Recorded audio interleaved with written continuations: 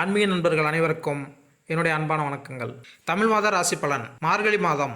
மார்கழி மாதத்தில் சூரியன் தனுசு ராசியில் பயணம் செய்வதால் தனுர் மாதம் என்று அழைக்கப்படுகிறது.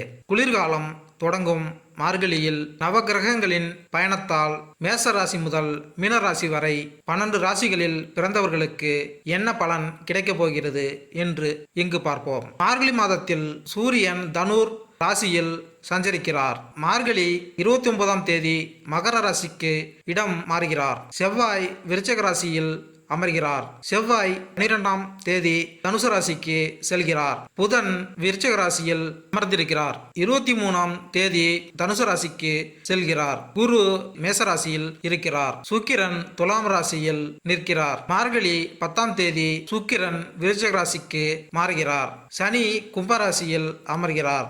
ராகு மீனராசியில் இருக்கிறார். கேது கன்னி ராசியில் பயணம் செய்கிறார். மேலும் மார்கழி மாதத்தில் 12 ராசிகளில் பிறந்தவர்களுக்கு என்னென்ன பலன்கள் என்பதை இந்த பதிவில் காண்போம். ரிஷபம் ராசி. கலைநயம் மிளிரும் சுக்கிரனை அதிபதியாக கொண்ட ரிஷபராசி அன்பர்களே, எடுத்தோம் கவிழ்த்தோம் என்று எந்த காரியத்திலும் இறங்காதீர்கள். நுரையீரல் சம்பந்தப்பட்ட கோளாறு வராமல் எச்சரிக்கையாக இருங்கள். மனைவி ஏதாவது கோபத்தில் பேசினால் மனதில் வைத்து கொள்ளாதீர்கள். கூடியவரை விட்டு கொடுத்து நடந்து கொள்ள தவறாதீர்கள். தொழிலில் உள்ள போட்டிகளை சமாளித்து வெற்றி பெறுவீர்கள். வியாபாரத்தில் நுணுக்கங்களை புகுத்தி அதிக லாபம் பார்ப்பீர்கள். காதலிக்கு கொடுத்த வாக்குறுதியை நிறைவேற்ற முடியாமல் தடுமாற்றம் அடைவீர்கள். அரசாங்க வேலை பார்ப்பவர்கள் அலைச்சல் அதிகமாகி அவதிப்படுவீர்கள். பூர்வீக சொத்து சம்பந்தப்பட்ட பிரச்சனையை தீர்த்து கொள்ள நீதிமன்ற உதவியை நாடுவீர்கள். ரிஷபராசியினர் 2023இல் சூரியன் தனது ராசியில் பெயர்ச்சி.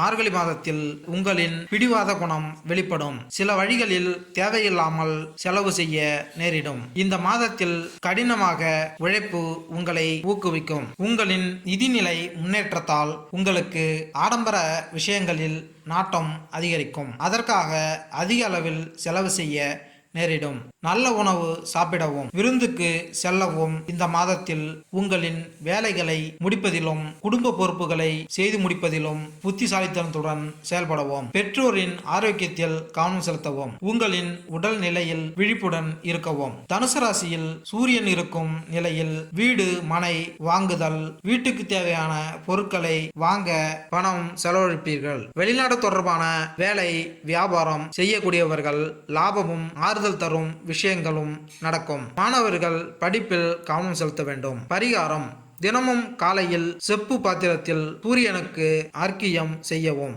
திருவண்ணாமலை சென்று வாருங்கள். பெருமையும் புகழும் அதிகரிக்கும். மேலும் இந்த வீடியோ உங்களுக்கு பிடித்திருந்தால் லைக் பண்ணுங்க, கமெண்ட் பண்ணுங்க, மறக்காம சப்ஸ்கிரைப் பண்ணுங்க. நன்றி, வணக்கம்.